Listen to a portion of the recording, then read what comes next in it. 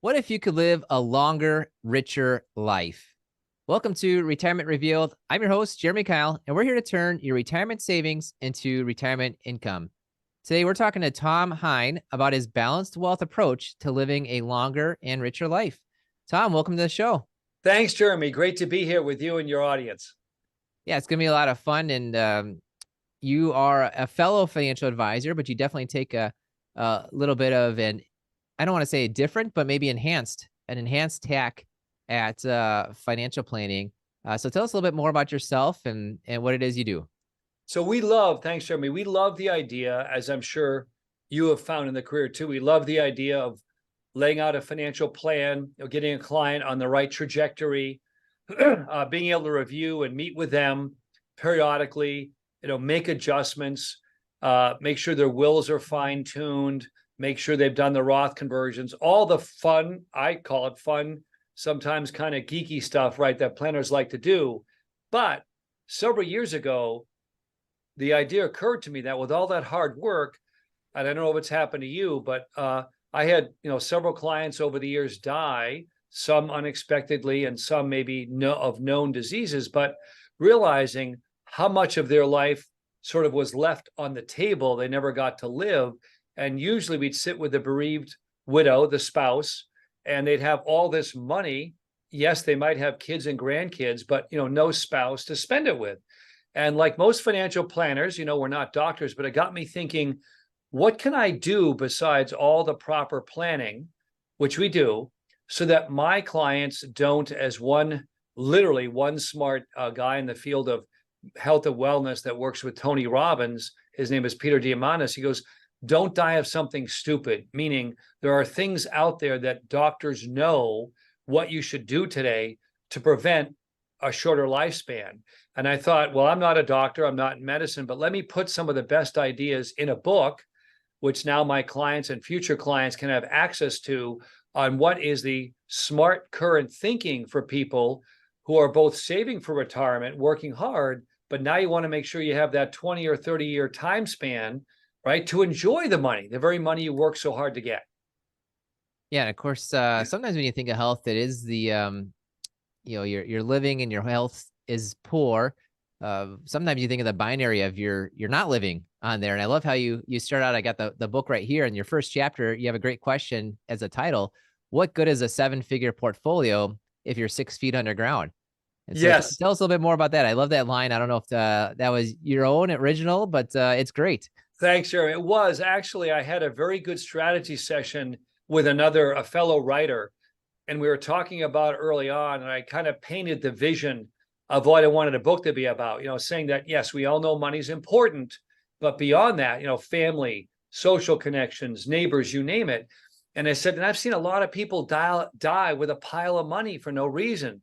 And then he said, you mean talking about blah, blah, blah? And I said, oh my gosh, you're right. We connected it. So the story for your audience is that we don't want your clients, my clients, future people to be solely focused on just the money, the taxes and all, to the point where they don't take proper care of their health. And there are a lot more things you can do today, because in the end, we know the expression, right? You can't take it with you. And there's too many stories of people who passed on well before life expectancy, right, with tons of money. So that first chapter was really the idea that you don't want to sit there and focus solely on the numbers and the wealth as much as you want to make sure that you're doing check-alongs with your health and wellness routine along the way. Yeah, and I'm just gonna catch on to something you said there, where you had a strategy session with a fellow writer. So you've got this idea that you were interested in health and wellness. You're interested in writing a book, and you're finding others to help you out with it, which I think is what you're trying to in turn give out to others. Of, hey, I've got a few strategies here to share with you, and of course it's in the book form. But one strategy I want to bring up quick, because you put in your book that you dedicated to your mom, right? You dedicated your book to your mom, and you also mentioned that one reason why is that she taught you the prayer of Saint Anthony. So that sounds like a strategy session you're maybe going to regularly, is this prayer of Saint Anthony. Do you mind just share with me what that means to you? Yeah, thanks, Jeremy, for bringing that up. So for the audience to know that, in that dedication to her, I mentioned a couple of things. One, she introduced me to my first martial arts class when I was a teenager, and now, 50 years later, I'm still training. So that was a great gift of longevity started. But the other one, my mom is at 91, healthy and doing the things that 91-year-olds want to be doing with their kids and grandkids. But one of the things she taught us was this unfailing prayer of St. Anthony. And to tell you how the family has grown up with that, recently my son texted his grandma and me on the same day saying, I lost my wallet, Nana Peg. I couldn't find it for 25 minutes, but I said the St. Anthony prayer and I found it in a minute. And that true story, Jeremy, has happened with my daughter as well and other people in the family. So my mom's legacy, and thankfully it's a legacy while she's alive, obviously there's a spiritual component, but this idea that don't be afraid to ask for help. And now not 1 year goes by when either my son or daughter, or one of their friends will say, I lost something and I said the St. Anthony prayer and I found it. So that becomes one of our family, those family crown jewels that you want to pass on. So thanks for bringing that up.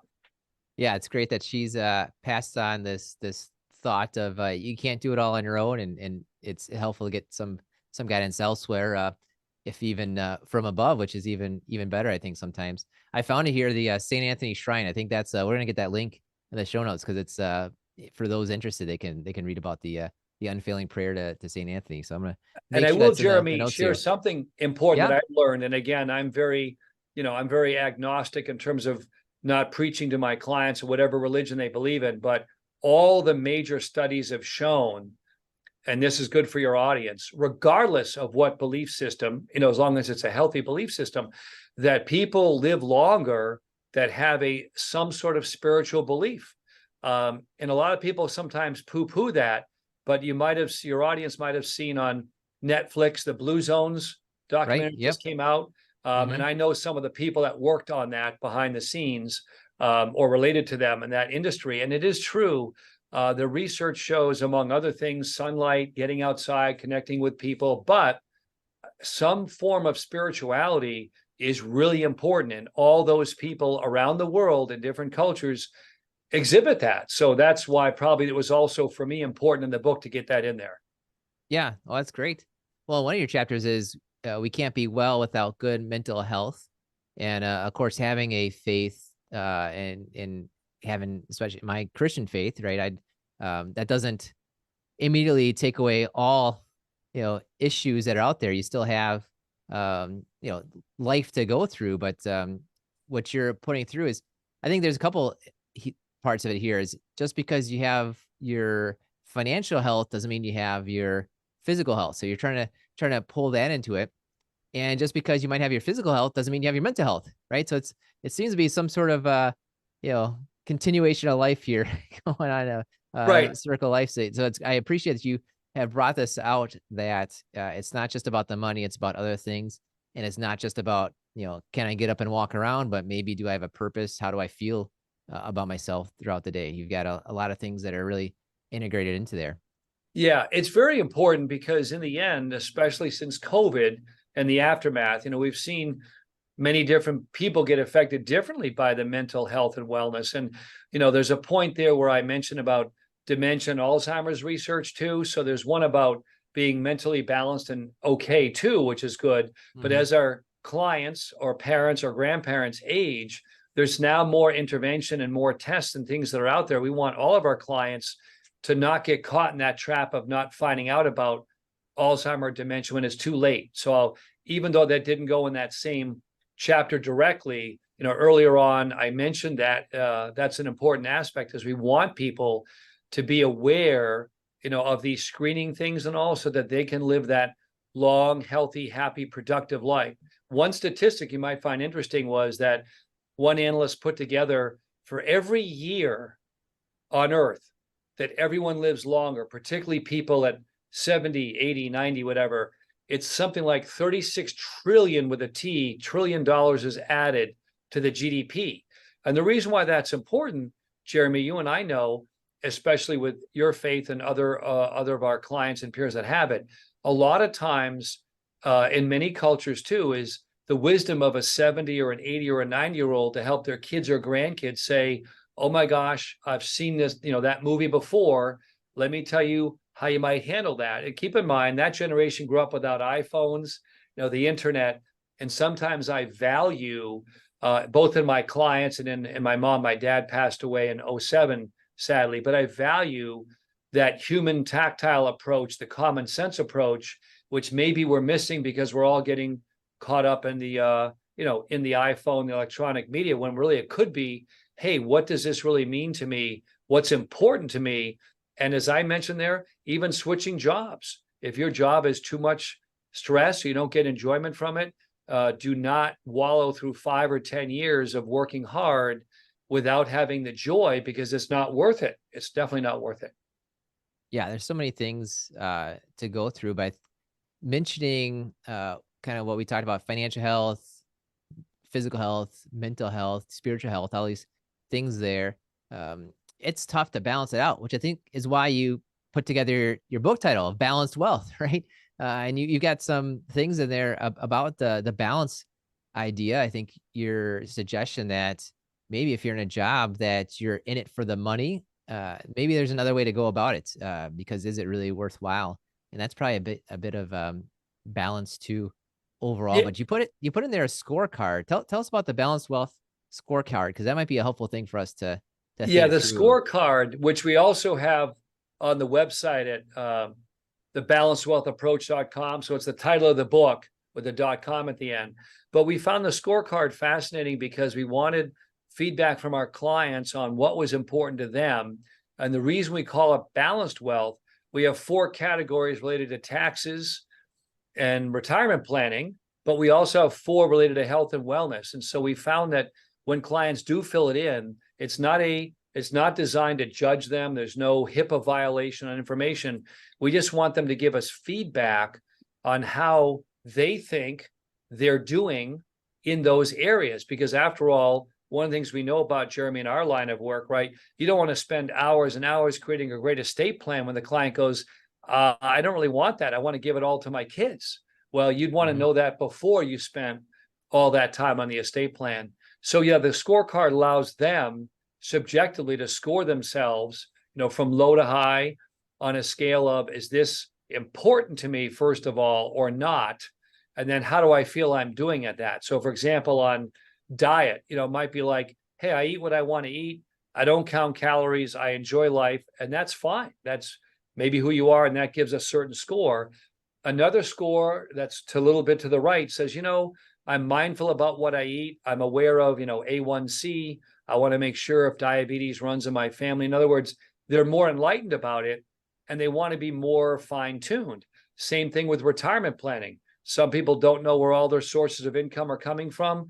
Others know exactly where they are. So we like to give them that sliding scale where they can give us feedback on those key metrics.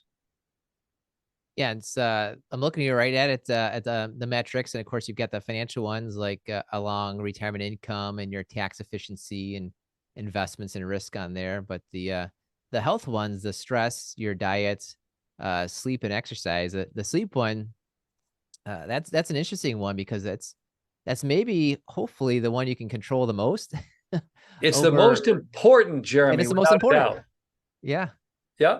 And Well, for those of you that are buffs of, if you follow any of these, there's a lot of interest now in health and longevity, and you can't see it till I hold it up. But I've got this Oura ring, OURA, that I wear. I have no financial investment in the company and all that, but I love it because it's like an Apple Watch or a Whoop strap, but it gives you all sorts of data on your sleep metrics, your number of steps per day, your heart rate variability, oxygenation. I mean, it gives you a lot of data with all these different sensors. And so if you're into that and you want to track it, it's one way to measure how well are you doing. And then you get to almost gamify this idea of staying healthy. And I can't tell you all my clients that have on their own, gotten the Oura ring and really enjoyed it because it put them on a path to being more aware of their daily habits.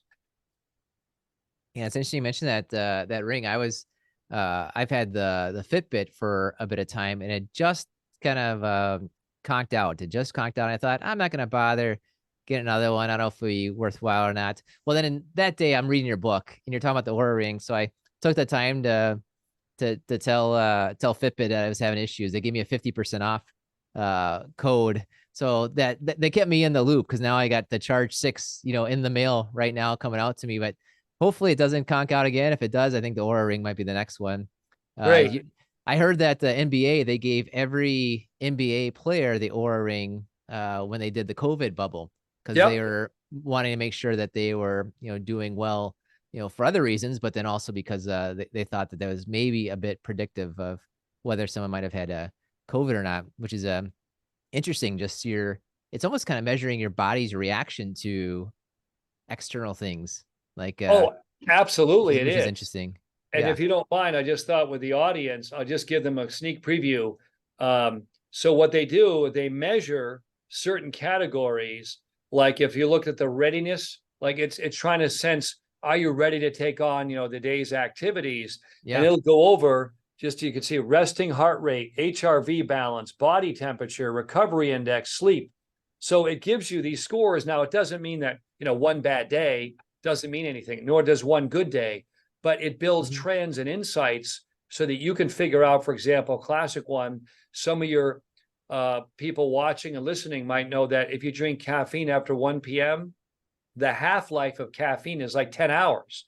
So if people don't find they sleep well at night, maybe they say, you know what, I can't do anything maybe after 11 a.m. or noontime, for coffee. Or Yeah. a lot of these other drinks that people like have caffeine in there. You go to Starbucks and you want the green tea, even the jade citrus mint, will Yeah. have caffeine. So we often ask people to kind of tinker with these daily life routines and try one thing at a time and go, how did you feel the next day? Or maybe, eat your meal 3 hours before bedtime, Yeah. not 2 hours. There's a famous 3-2-1, Jeremy, you may have heard, but this came up on another interview I was doing. But the 3-2-1 is that, and this again may not work for everyone, but it's a rule of thumb. So 3 hours, no meals closer than 3 hours before bedtime. 2 hours, no alcohol or limited for a wine, and then 1 hour, no screen time. Obviously, you can throw in blue, the blue light glasses. But the point is, you'd be surprised how these really simple maxims can improve people's routine. It doesn't require a doctor. You don't need a medical degree. And of course, all this stuff's online anyway. It's just something I want your listeners and people to be aware of, because we integrate that into our practice only if the client wants it. We don't force it on them, but if they want to go down this path of more information, we share it. We actually have doctors locally we can refer them to. But if they don't want to do anything but hire us for traditional wealth management, we're happy to focus on just that as well. Yeah. Whereas, and I think what I saw in here, let me see if I have some notes. I'm reading in here that you said something about you are your own primary doctor, right? Tell me about that. It's a great quote, Jeremy, and thanks for bringing that up. We call it, we want you to become CEO of your own health. And that is unlike, and this is not, by the way, a knock against all the great doctors and nurses and APRNs. We all know this. They've been overworked through COVID, and their shifts changed and all these challenges. So what I want people to learn from this is with your own, whether it's through my book or others, if you're being proactive about your health and wellness routine, becoming CEO of your own health, just like you're CEO of your own finances, right? Is we want you to be mindful. Like, does everyone know what their vitamin D level? You'd be surprised. I bet you 80% of your listeners don't know. And yet vitamin D in supplements is one that's rarely tested for in your bloodstream, but you can generally ask your doctor to add that to his or her annual exam. When they give you that notice a month before, why not find out? Doctors don't want it below 30. Some want it above 50. Some want it above 60. But my point is, a lot of people don't even know what their level is or their A1C, right? There's some great books. One that came out by Peter Attia on how many people that look physically normal are actually metabolically unhealthy, as done by studies. So we just want people to be not paranoid, but be aware of things they can do at any age to be more proactive about their health and wellness journey. Yeah, I like the idea of the proactive, and also too what you run there, how tracking your progress in your health and wealth. And you mentioned your, Aura ring that you use kind of on a daily thing. But another suggestion is the idea of a total health assessment. So tell me more about a total health assessment. Tell me why I should get a total health assessment. How will it help us live longer? Yeah, great one. And again, for the audience, I say I'm not a doctor, right? I play one on TV, Yeah, there you but let go. me share with you the insights. So this is, by the way, this is definitely a budgetary constraint. So you have to be careful, meaning there are many places for $5,000 or $6,000 can do advanced blood work, and that's fine too. I'm not saying don't do that. You really want to run it by your own medical doctor. Don't just work with strangers. But for those people that either have the wherewithal, the money, they might have been gifted money, they might have been inherited money. The prices change a lot, but between $15,000 and $20,000, which is well worth it in my opinion, knowing what I've done. I hired a firm that went through and did a full body MRI, including the brain scan. They do a 3D scan of your heart. Now, keep in mind, my family had health histories in some of these areas. That's why I wanted to do it, to be proactive. But what they do is they give you a baseline, right, of where you are today. And then they do genomic sequencing, right, with the saliva. They can test you. For example, I found out, no surprise, a while ago, I don't have the right ability to break down caffeine. That's why I bring that up a lot, is I can't have caffeine, or I shouldn't, even decaf, maybe after noon or 1 o'clock. I can do it, but if I do, that will affect my sleep score. So when you go these full body scans, and again, they have to be reputable companies that are not, pushing things, but along with your sequencing your genome, they have a full picture of, wow, this is what your insides look like. This is what your gene is telling us. And in the end, I'm just saying there's so much more data now for people available that, again, they can take action early in life to avert a bad outcome. They've even found arteriosclerosis building up on teenagers' arteries. I won't get into the diet, but the point is, you can imagine doctors used to think that didn't happen to your 30s or 40s. And now, according to very well-known medical writers, they're finding it there at an early age, which is obviously not a good thing because it builds up over time, Yeah. Well, that's you given us a lot of great suggestions, ways to, or I guess really paths to look down for improving our own health in a lot of areas. But what tips or what ideas did I forget to ask you? Tell me us your So top I couple would tips here. say, I like to say this, Jeremy, most people spend more time planning a 2-week vacation than watching their overall health, right? So I want your listeners and people to know, look, you want to go through your life, enjoy it, do the things you want to do. But if you find yourself going, oh, wow, I'm going to plan this great vacation, to Europe or to Italy or to Spain, do it. But at the same time, at any age, right, say, have I had my checkup with my medical doctor? Or do I know what my family, do I have diabetes that runs in the family? Do I have other issues? Not to make you paranoid, but at every age, if you're mentally aware of what's going on, the old joke about if you're looking to buy a certain type of car, that's all you see on the highway, right? And you're looking for a car. Same thing. When you start thinking about your health and wellness, you'll be attuned to articles, podcasts, whatever, and go, oh, my grandfather had Alzheimer's. Let me find out more about it. Or my mom just went through this health scare with cancer, pancreatic, whatever. I just want them to be mindful, because the data, the great thing, Jeremy, for people alive today, the data is out there, right? There's reputable, whether it's Mayo Clinic, Cleveland Clinic, Dana-Farber, you name all the great ones, they have all that stuff, but people have to want to search for it, or at least be aware, is this my journey? All we want to do for our clients is make them mindful, and that's why the book was written, that for me to make you more money or convert more money to a Roth or save you on your IRMA Medicare premiums is great. But is that really going to bring you 20 more years of health and longevity? And the answer is no. You've got to become CEO of your own health so that you can enjoy all that money with your kids and your grandkids and even your great grandkids. Yeah, I like that phrase, CEO of your own health. I like that. I'm writing that down as we speak, just as a good reminder for me and for everyone on there.